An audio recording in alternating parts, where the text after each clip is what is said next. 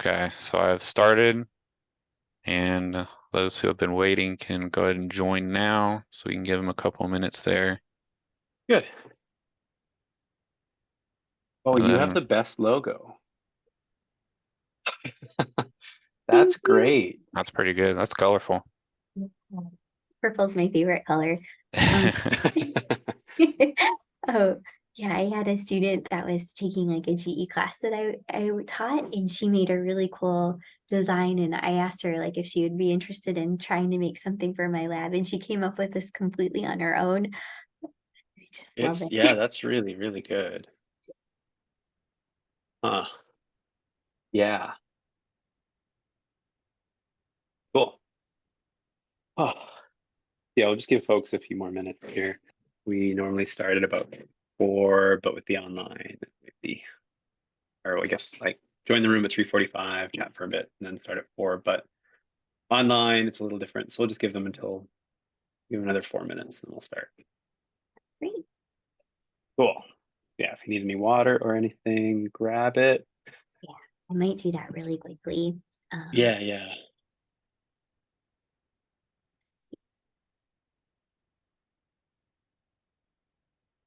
Be right back. Yep.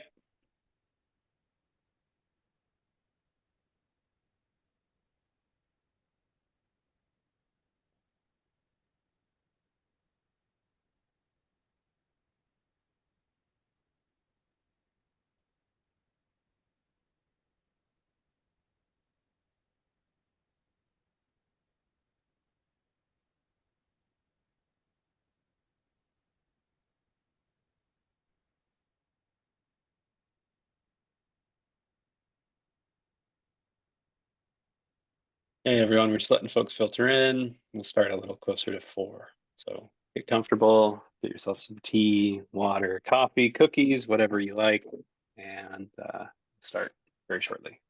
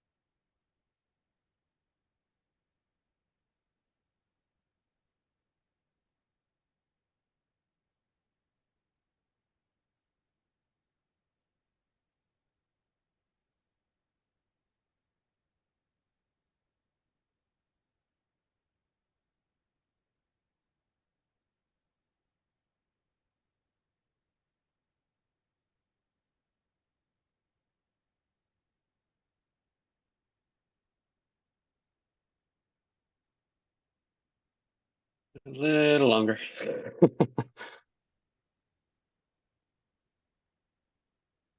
It's normally the social aspect.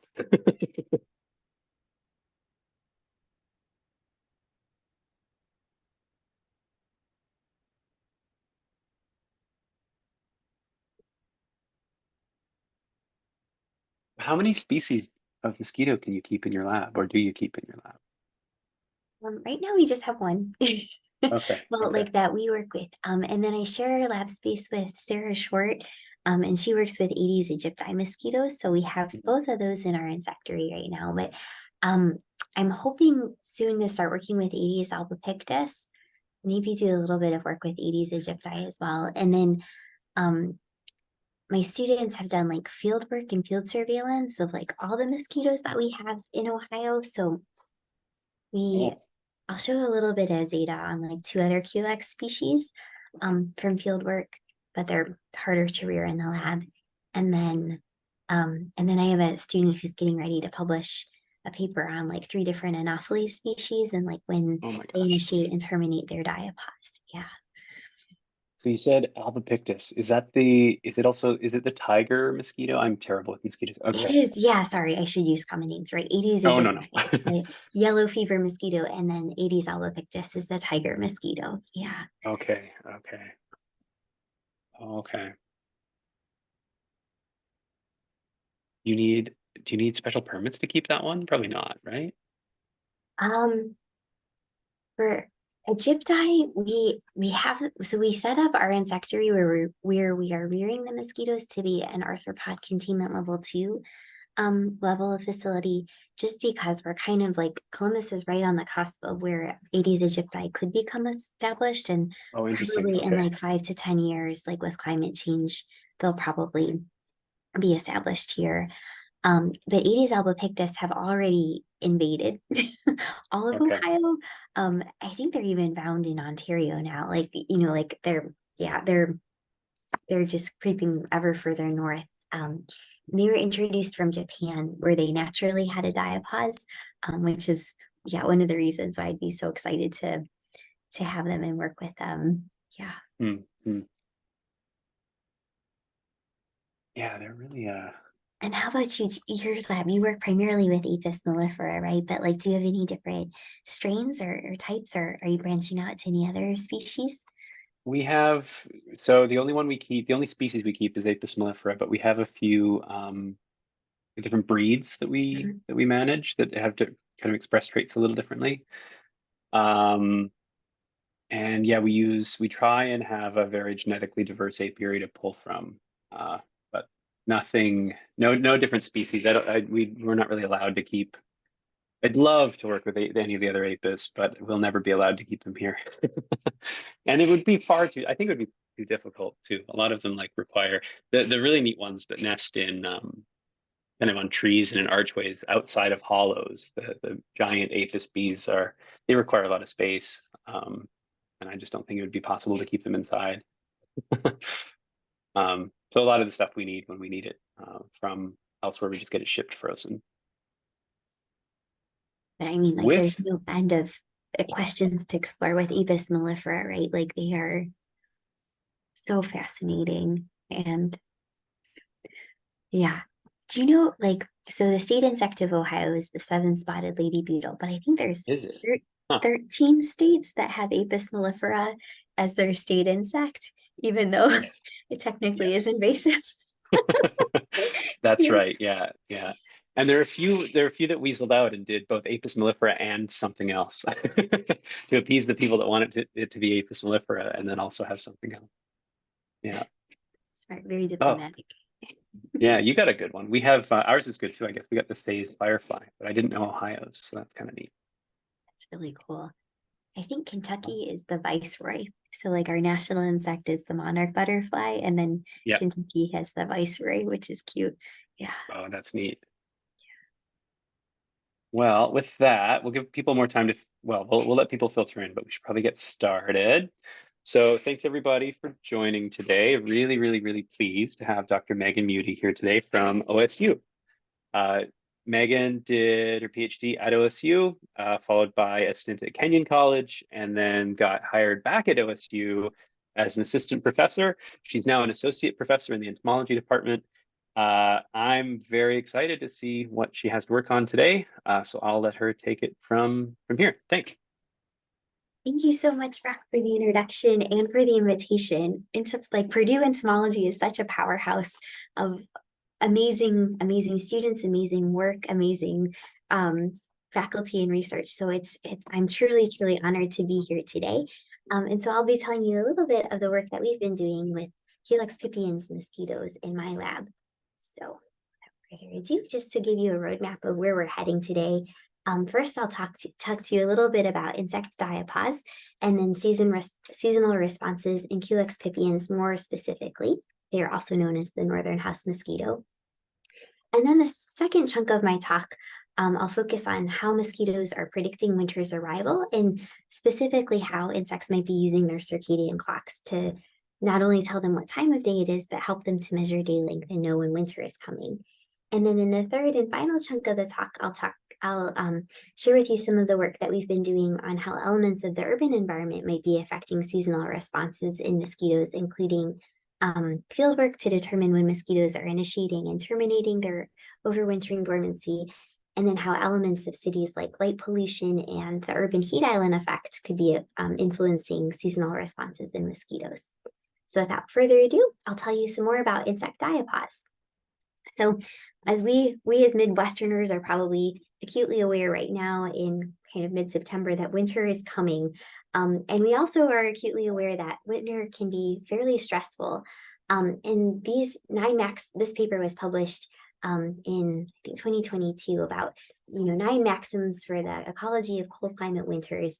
And basically, winter is stressful because it's cold, which means that it's frozen and snowy, and even though there's water everywhere, it's frozen and not available to insects, which is not good.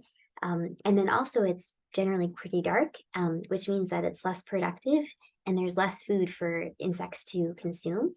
And then also in the face of climate change, it's becoming a lot more variable. And so we're seeing a lot more bouts of freezing and thawing, which is challenging for insects. And all of those things kind of make it deadly. And overall, understanding the ecology of winter is a little bit more understudied than what we know about, what insects are doing during the warmer times of year.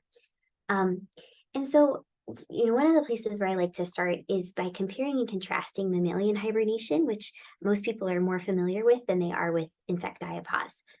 In the case of both hibernating mammals and insects that are in their overwintering dormancy or diapause, will do some similar things like increasing their fat stores. They'll seek out protected locations, which are known as hibernacula. They'll also upregulate stress responses, like increase the abundance of heat shock proteins or genes associated with immune responses. Generally, there's a depression of their metabolic rate, so they can conserve any of those food resources that they acquired before entering their dormant state. And in both cases, they're induced by photoperiod or day length, which is what we have been focusing on quite a lot. So just to convince you that diapause really is a photoperiodic response, I have a figure here taken from my PhD advisor, David Denlinger's his dissertation work. So on the y-axis, we have the percent diapause incidence, and on the x-axis, we have the hours of light per day, and this is for the flesh fly Sarcophaga bullata that overwinter as pupae. And you can see that when the days are short, less than 13.5 hours of light per day, the diapause incidence in this population for Missouri is quite high. But then when the days get longer than 14 hours of light per day, the diapause incidence drops off precipitously. So diapause really is triggered by day length and absolute day length in the case of most insects. But returning to this Venn diagram, we as entomologists know that insects and mammals are pretty different, and that not surprisingly leads to some differences in how they overwinter. So because mammals are endothermic, when they are entering their hibernation, even though their body temperature is lower than it might be when they're not hibernating, it still is much warmer than the environment. In contrast, because insects are ectothermic, their body temperature is approximately equal to the ambient temperature, and there are some insects that are capable of even freezing solid when the temperatures get too cold. Not my mosquitoes; they're too wimpy to do that, but many other insects can. Also, because mammals have a long lifespan and develop gradually, they will hibernate several times throughout their lives, and they can hibernate in pretty much any stage, in their juvenile or adult or in their kind of geriatric older stages. In contrast, because insects have much shorter lifespans and develop in discrete stages, many of them might not need to overwinter at all. If it's a generation that was born early in spring, they probably will die before winter comes around. And because of the nature of insect development, most insect species are only capable of entering diapause in a single life stage.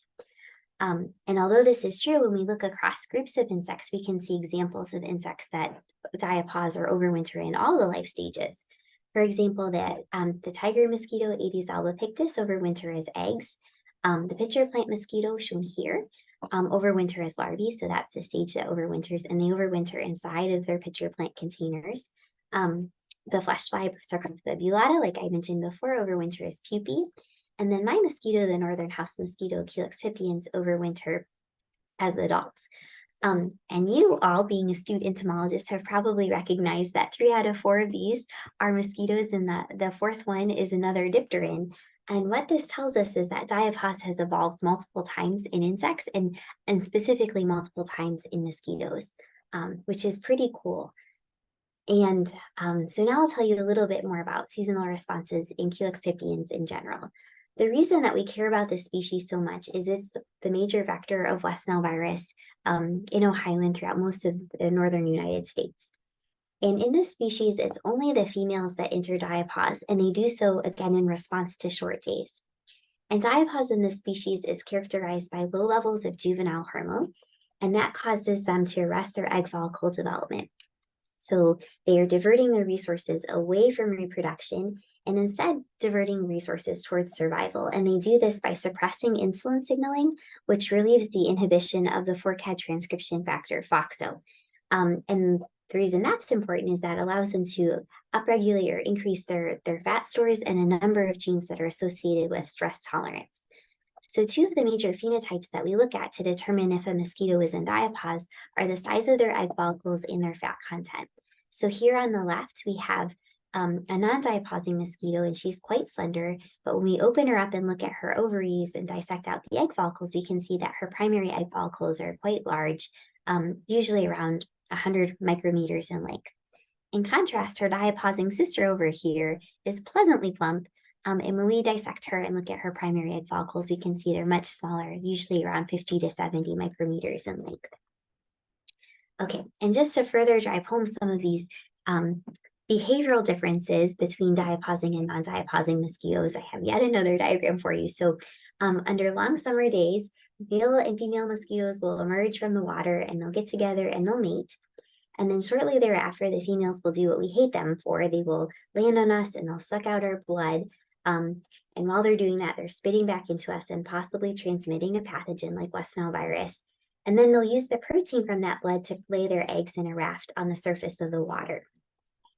In contrast, under short days, like in the fall, male and female mosquitoes will again get together and mate. But unfortunately for the males, they don't diapause, so they die, leaving the stronger sex to prevail. Sorry, guys. But yes, the females will feed, gorge on sugar, and pack on as much fat as they can. And then they'll seek out culverts or sheds or basements, usually semi or caves, I guess, in natural areas, and that these kind of semi-protected locations, and that's where they overwinter. And the whole while they are keeping the male sperm alive inside of their spermathecae. And this is a GIF. I'm not sure if you can see it, but there are some sperm wiggling around in the 3 spermathecae that female mosquitoes weirdly have. And then the increasing temperatures in the spring are the cue that females use to know that winter is over. And unfortunately for us, they will then take a blood meal, lay eggs, and then the cycle of life continues.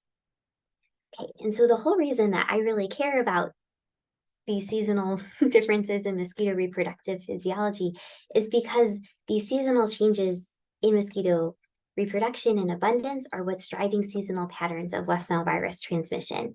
So this graph was taken from the CDC, and on the y-axis we have the number of human cases of West Nile virus, and on the x-axis we have the time of year. And not surprisingly, we see a peak in the number of human cases of West Nile virus in the late summer and early fall, shortly after peaks in mosquito abundance, and also correlating to when they start shifting away from biting birds to biting people. Okay, so now I will tell you a little bit more about how mosquitoes are able to predict winter survival, or what we're figuring out about that. So this, like I said, that the hypothesis that we're testing here is whether or not circadian clock genes are involved. And so these clock genes are known to regulate a wide variety of circadian or daily behaviors in insects, like feeding and mating and resting, and even when they're primed to digest food and elicit immune responses. And circadian clock genes are widely distributed. They're found in photosynthetic by cyanobacteria all the way through humans. And there's a high degree of homology both in the overall structure, like the kinds of genes that are included in the circadian clock of fruit flies and humans, as well as the sequences of those genes themselves. And much like everything else in molecular biology, the circadian clock was first and best studied in the fruit fly Drosophila melanogaster. And from the work done in Drosophila, we know that a handful of genes named cycle, period, and timeless are some of the key components of the insect circadian clock.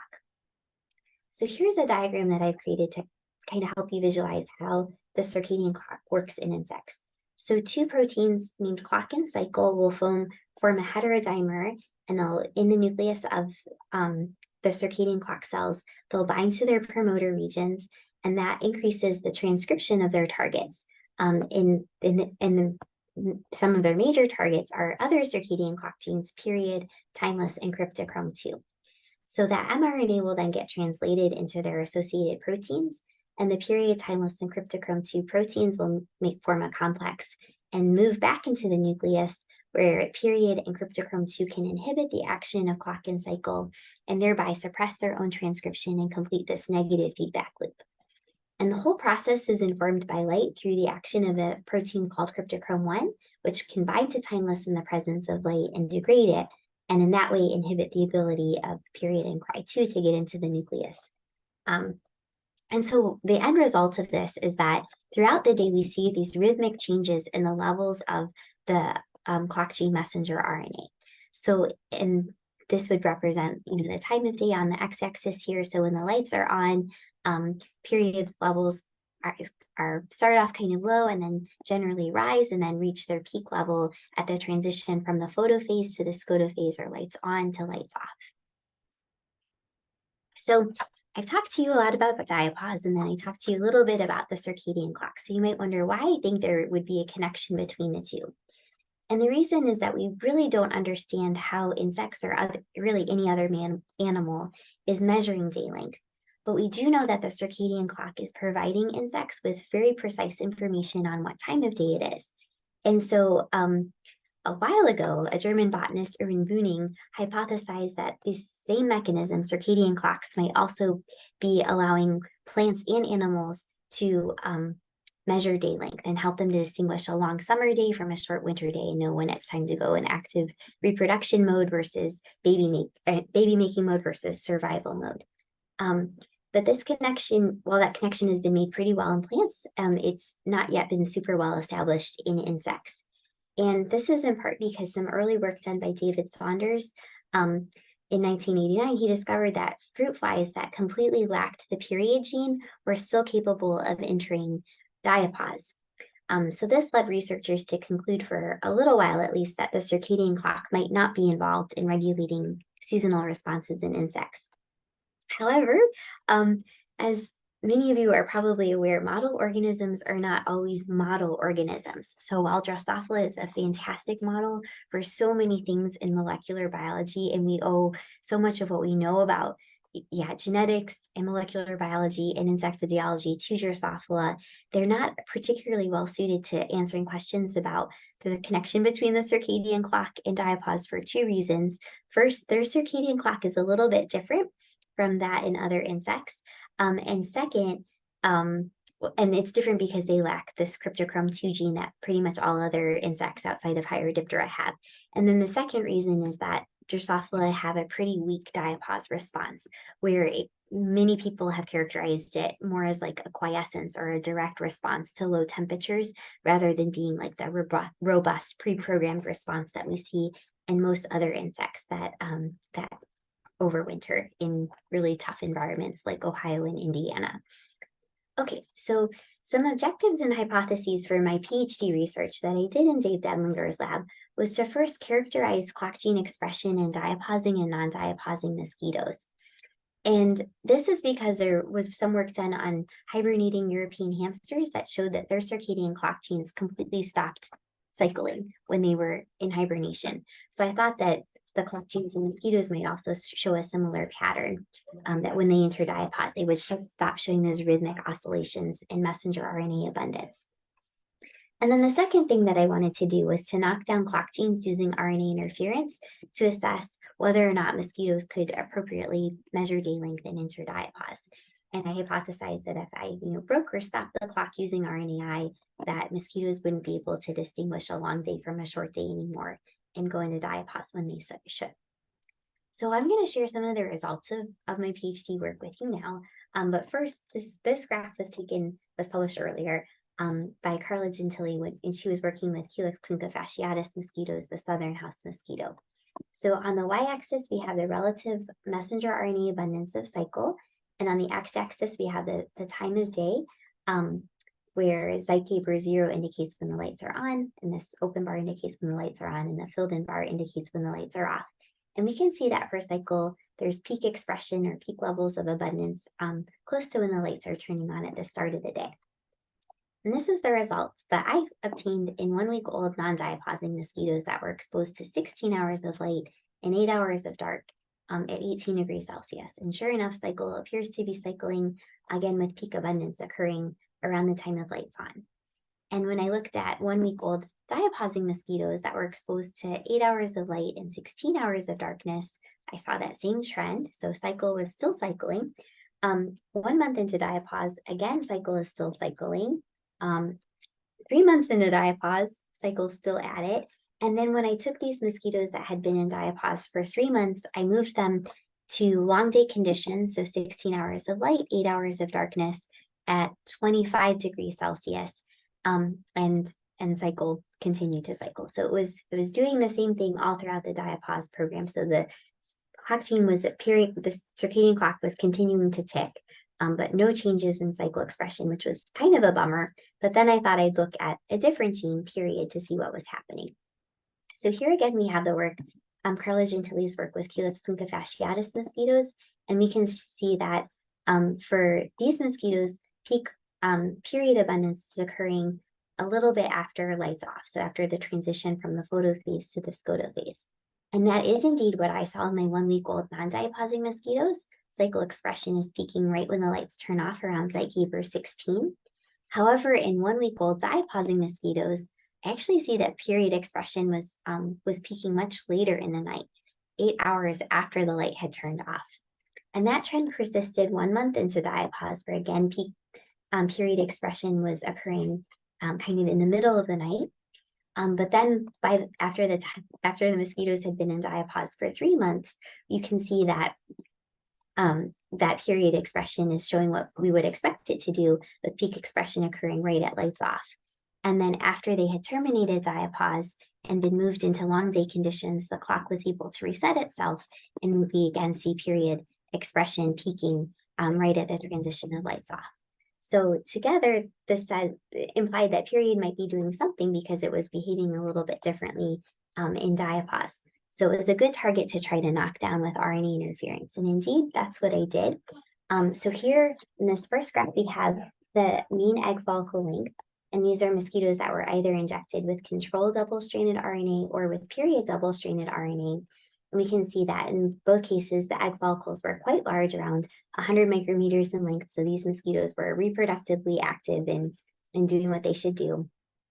However, under short day conditions, while the control mosquitoes had small egg follicles indicative of diapause, when we knocked down period, we saw that there was a significant increase in egg follicle length, such that all of these females had egg follicles that were characteristic of being in a non-diapause state. The other phenotype I looked at was their fat content. And again, you can see that under long day conditions, knocking down period didn't significantly affect the fat content. All of these females had relatively low levels of fat. However, under short day conditions, knocking down period caused a significant reduction in fat content levels, such that only 20% of the females had fat levels high enough that I would characterize them as being in diapause. So taken together, these results show that knocking down period prevented mosquitoes from entering diapause and correctly measuring day length. Then there was another gene that I was interested in called pigment dispersing factor. And the reason I was interested in this gene is because it's also expressed in circadian clock cells and is also likely regulated by the circadian transcription factor cycle. And we know that in Drosophila and in a couple other insects, the cells that make pigment dispersing factor are connected to the neurosecretory cells that are producing the hormones that are stimulating the corpora allata to produce juvenile hormone. And again, because juvenile hormone is the major hormone regulating diapause in my mosquito and other insects that overwinter as adults, it was a very, very attractive candidate to link the circadian clock to the hormonal response regulating diapause. So I also wanted to knock it down, and I did. And what I saw was kind of interesting and really the opposite of what happened with period. So when we knocked down pigment dispersing factor, we saw that mosquitoes that were reared under long day conditions had significantly smaller egg follicles relative to the controls. And it also caused a significant increase in fat content in those mosquitoes when we knocked down pigment dispersing factors, again, under long day conditions, but it didn't have any effect under short day conditions. So this suggested that knocking down pigment dispersing factor caused long day mosquitoes that were reared in summer-like conditions to actually behave like it was wintertime and enter a diapause-like state. So to summarize this work, we saw that clock genes continue to cycle throughout diapause, but also that early in diapause period, and then I didn't show you these results, but we also found that timeless and cryptochrome 2, which play similar roles in the circadian clock, also showed this weird expression pattern where they had a peak that was much later on in the night. And this was initially puzzling to me, but as a good graduate student, I did what I should have done, what we should all do, and dug into the literature and found this paper by Mary Bowen that was published where she measured the circadian feeding activity of Culex pipiens mosquitoes early on in diapause. So we can see that for the non-diapausing mosquitoes, they're primarily feeding on sugar kind of early on in the night. But then for the diapausing mosquitoes, they're feeding on sugar all night long.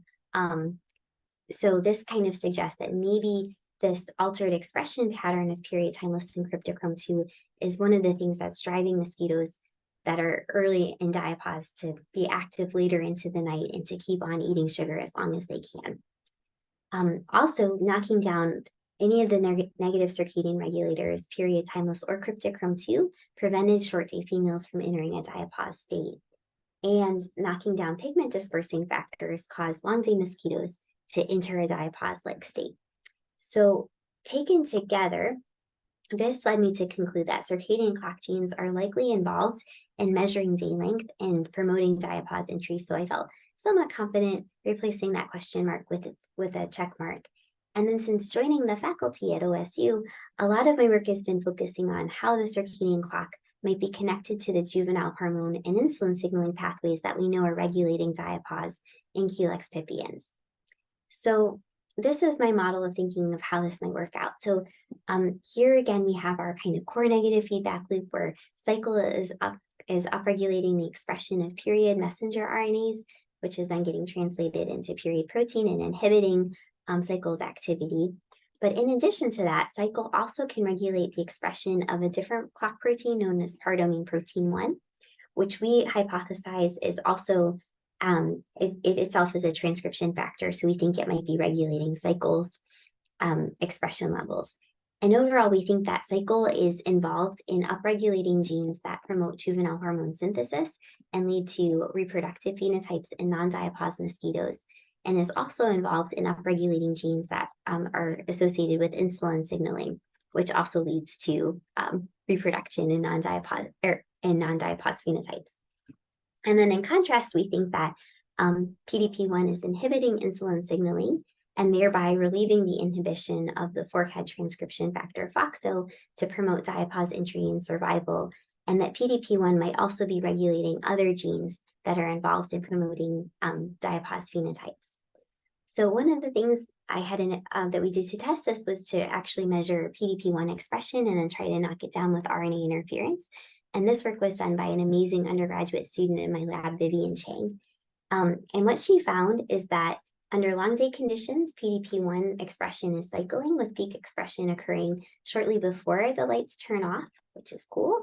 However, in our diapausing mosquitoes, PDP1 expression is not cycling and appears to be is constitutively upregulated, so more abundant than it is in the non-diapausing insects, which is really interesting. And then she was also able to knock down PDP1 in mosquitoes, and we didn't see any effects on egg follicle length when she knocked down PDP1. However, when we look at fat content, we can see that when she knocked down PDP1, it prevented short day reared females from accumulating fat reserves. So that suggests that it probably is involved in regulating the insulin signaling pathway and fat hypertrophy in some cool ways. So our working hypothesis, again, of how the clock might be regulating diapause is that, cycle is regulating clock targets under both long and short day conditions, but under long day conditions, it's better able to upregulate the expression of allotatropin. We believe this because we see a cycle binding region within the promoter of allotatropin. And this, of course, stimulates the corporalata to produce juvenile hormone. And then we think that cycle might also be upregulating pigment dispersing factor expression to regulate and increase insulin signaling. And that cycle is likely involved in regulating other genes that are associated with reproduction.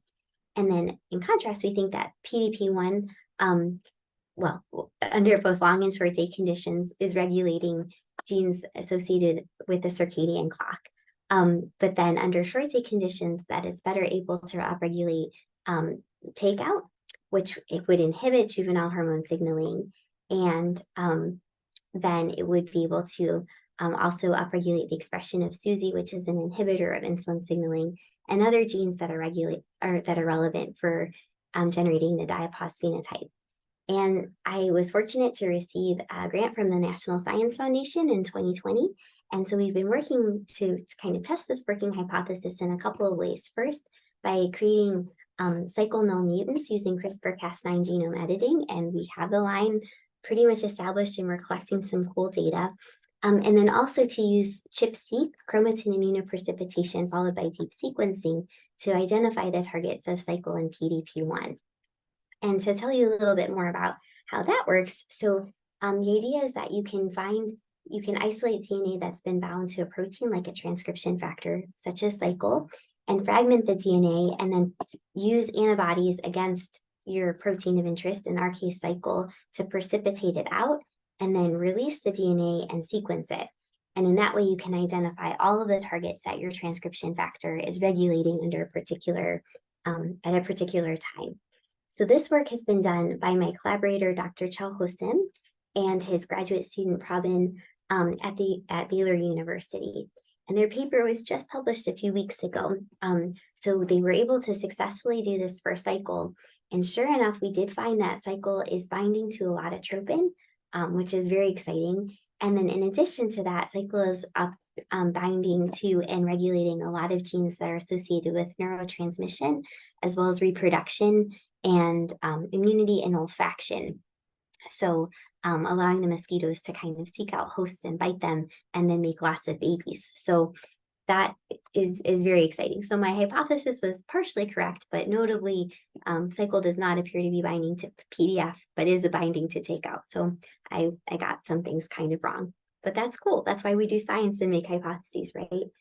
Okay, so my long-term goals are to hopefully uncover the complete pathway from how mosquitoes are perceiving long and short days and to how they're generating seasonal phenotypes, so that we can really figure out how mosquitoes are determining what time of year it is, and hopefully prevent maybe trick mosquitoes to thinking it's wintertime in the summer, so they stop biting us, or maybe trick them into thinking that it's summertime when really they should be going into diapause, so that way they're not ready for winter and we have fewer mosquitoes the next spring.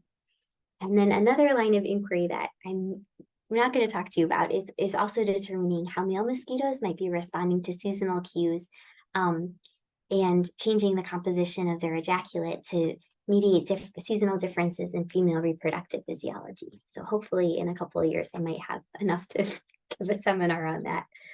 Okay, cool. So now I'll transition to the third part of my talk and thinking about how more of the ecological consequences of mosquito overwintering. So as I've told you before, West Nile virus is a seasonal problem, and this graph is taken from the Ohio Department of Health, very similar to the graph I showed you previously from the CDC that showed West Nile virus cases nationwide.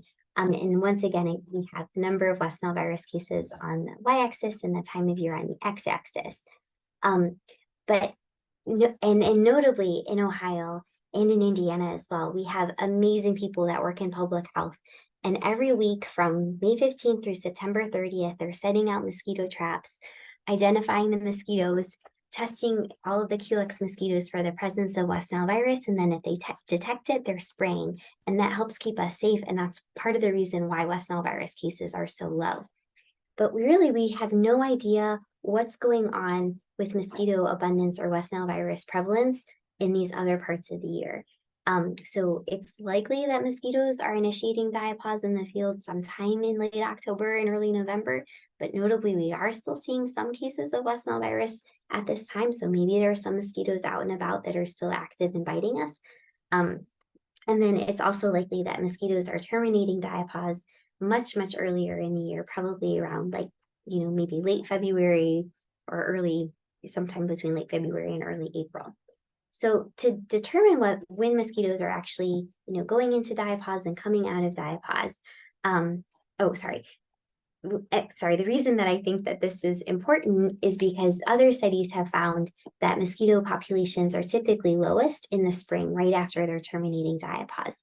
So this study was done in California, and you can see that like in April, right? For most locations in California, that's when the mosquito populations were at their lowest levels.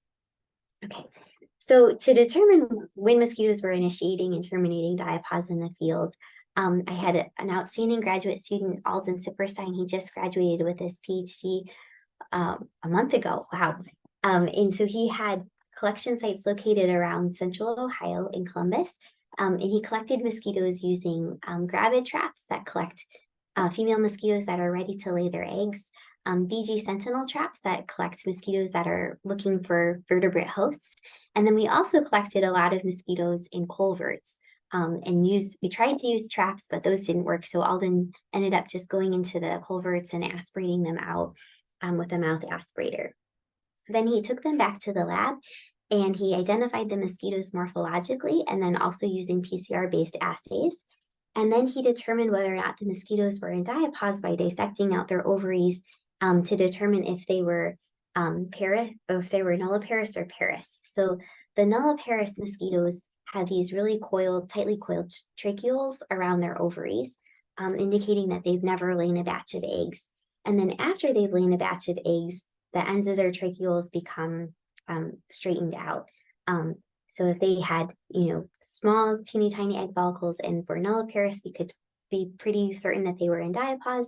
And then if they were parous and or had really large egg follicles, like about ready to lay, then we would know that they were non-diaposing.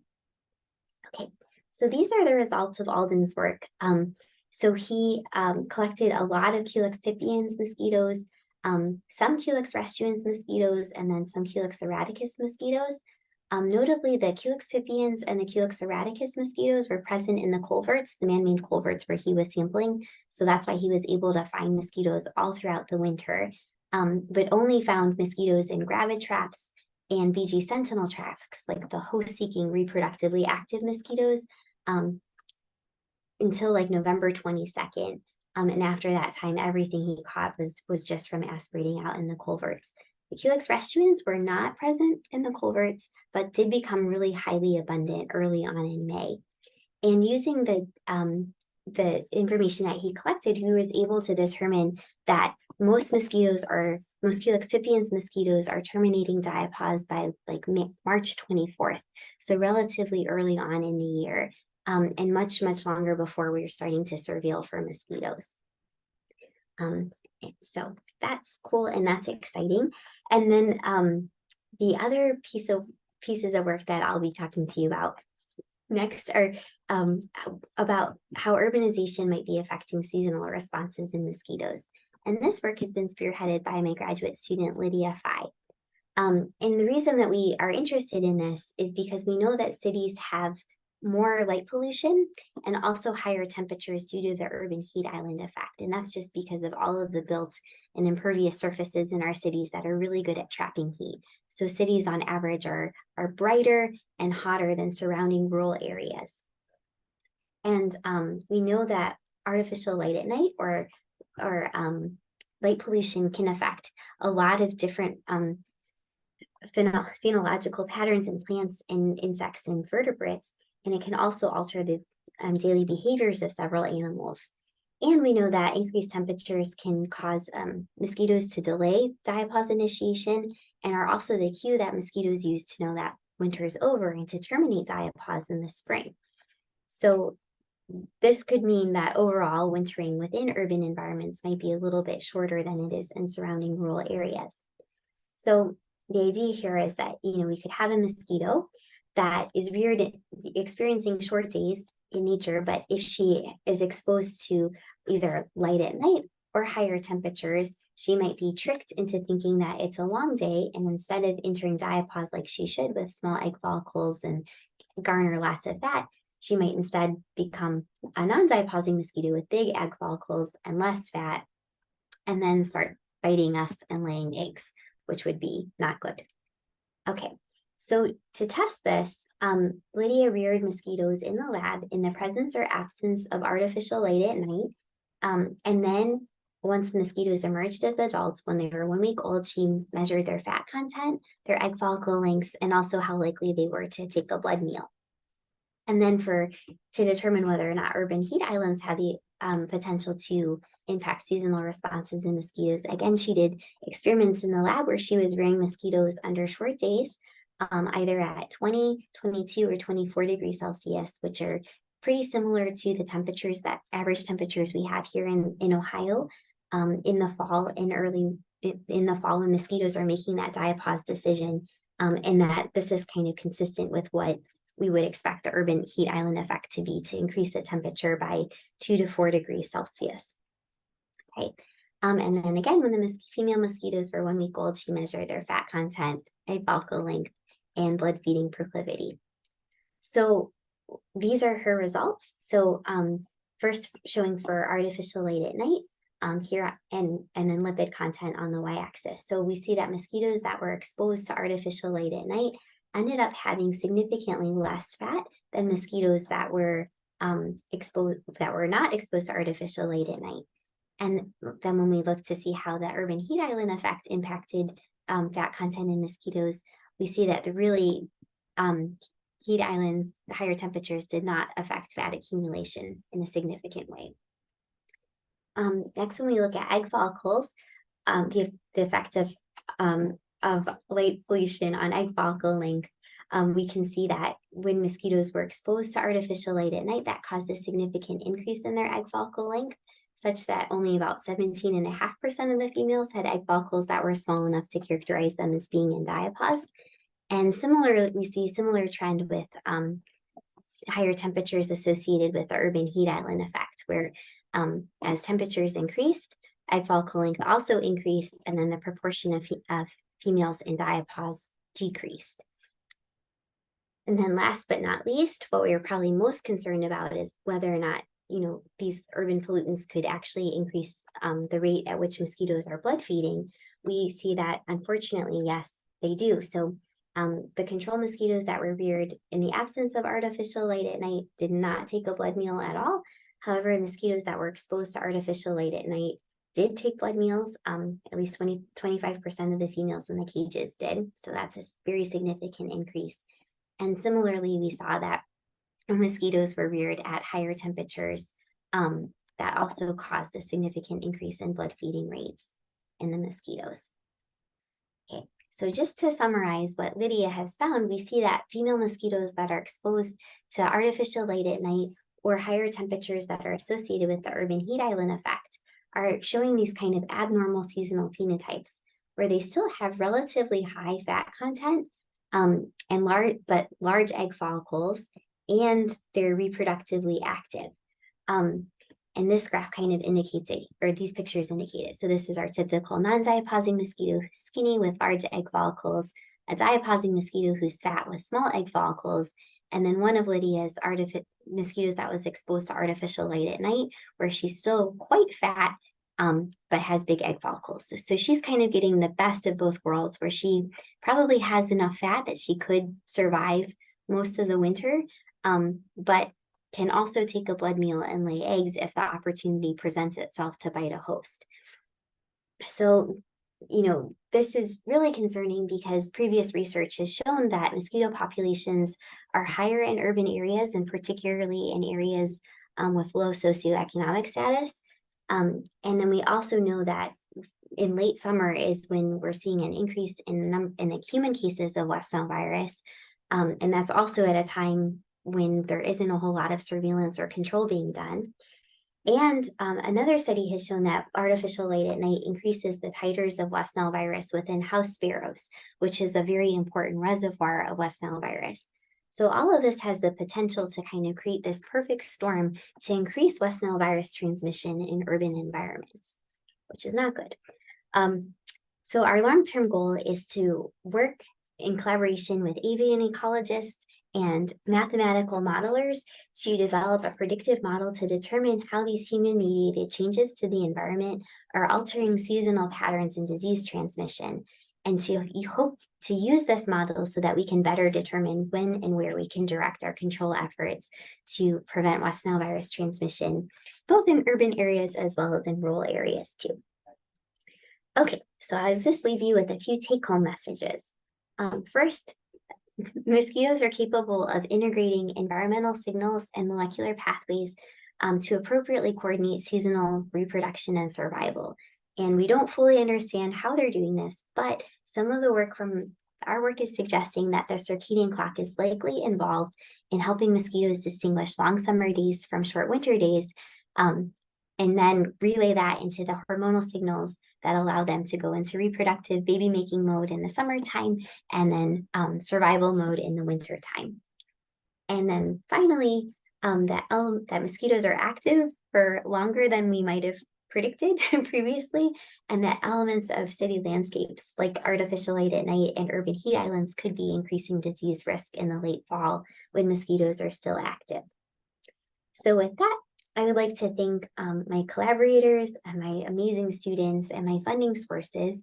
And once again, all of you for your kind attention and the invitation to come here and tell you a little bit about my work.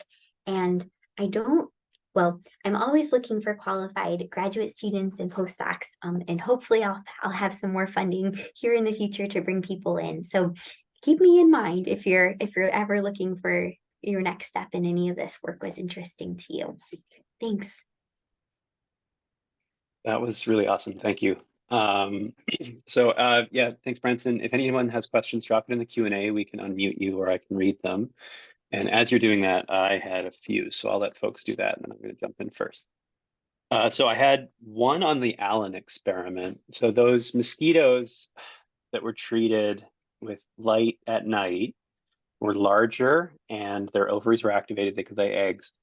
Were the eggs that they laid better off than a naturally laid egg? Like, would they have higher fitness because she's larger? Would she make more because she's larger? Great question. Yeah, so we did do experiments to we allowed the eggs to hatch into larvae to make sure that they actually are viable eggs, that she's not just laying dead eggs. But we didn't measure like the performance of those individuals during the next generation. But that's a really excellent idea for a follow-up experiment to see if they would be, if they might, or like maybe do some measurements on the eggs themselves and see, or the larvae themselves, and see if they might have more energy reserves because their mom was better to begin with. I think, it could be like environmentally, it could be kind of risky for her to lay eggs because there could be a cold snap, right? And then her babies could die before they make it into adulthood and at the stage at which they would need to be to overwinter. And it also could be that even if she has just slightly less fat than a typical diapause mosquito, that could also have negative ecological consequences to her. Like if she isn't able to get through the whole winter with those fat reserves before flowers are available to her in the spring, she could end up dying. So we aren't, totally we're not sure whether or not these elements of urbanization actually are better for mosquitoes, like long-term overwintering, but they certainly could keep them around and active later in the fall. And then even if fewer of them end up surviving the winter in cities, there might be opportunities for rural mosquitoes to invade cities again the following summer and kind of repopulate those habitats. but we're not sure. Yeah. Oh, there's so much. That's a really fun finding. There's so much fun and kind of disturbing, I guess. There's a I lot you know. can continue with that. Yeah. I'm going to jump with my next one. This goes back to the work um, on circadian rhythms and diapause. So you're talking about a connection between um, circadian rhythms and insulin signaling, and it sounded like it was a one-way pipeline. But I thought I'd read somewhere that in Drosophila it's kind of bidirectional, like the insulin signaling pathway informs the. Is that the same in mosquitoes? And am I right? Yeah. So I don't think anyone has investigated it very Okay. specifically in mosquitoes, but I would not be surprised, right? Yeah. So like takeout is a gene that's regulated by the circadian clock in Drosophila, but it's involved in feeding, right? Like you want to eat Okay. takeout tonight, right? Right. And so yeah, and that can come back and inform and like the clock can, in Okay. addition to being able to entrain to like light dark cues, the clock can also entrain to like when food is available. So if you like take fruit flies or mice, right, and you only give them food at specific times of days, and otherwise leave them in a completely dark room, Yeah. with no light cues, then they'll learn to like train into that rhythm. And I think takeout is the gene that helps their clocks and train to that too. As well as like probably responding to like, oh, right, we have more nutrient reserves circulating in our blood right now. And that can influence clock gene cycling too. So I'm certain Interesting. it's a two-way street. Yeah, Okay. which makes it even more complicated. Has anyone knocked out um, like an insulin receptor in one of these mosquitoes? Yeah, so Chao Ho, my collaborator, did that. And let's see, when he knocked down Foxo or knocked it down with RNA interference, then the mosquitoes couldn't enter diapause. And then when he knocked down insulin-like peptide 1 or insulin receptor, that caused long day road mosquitoes to enter a diapause-like state, which Okay. is weird because you'd think like, yeah, the diapause mosquitoes are fatter, so Okay. That's really neat. Okay. Uh, yeah, well, okay. That's those are my questions. I'm gonna open up the Q&A here. Let's see. Oh, nothing yet. Okay. We'll give folks another minute or so. This was super fun. I'm really glad you made it today. Your work is really, really exciting. I haven't taken a physiology class since my embarrassingly my undergrad, and I'm always thrilled to see physiological work because it's just so good. Yeah, this was fun. well, thank you so much, Brock. Yeah, Yeah. yeah. Um, Love insect biz. Get to well, teach we'll it right definitely have to. now.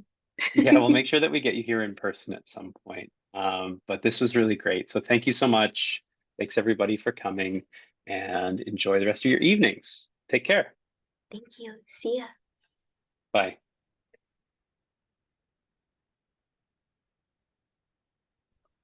Thanks again. Thanks, Megan.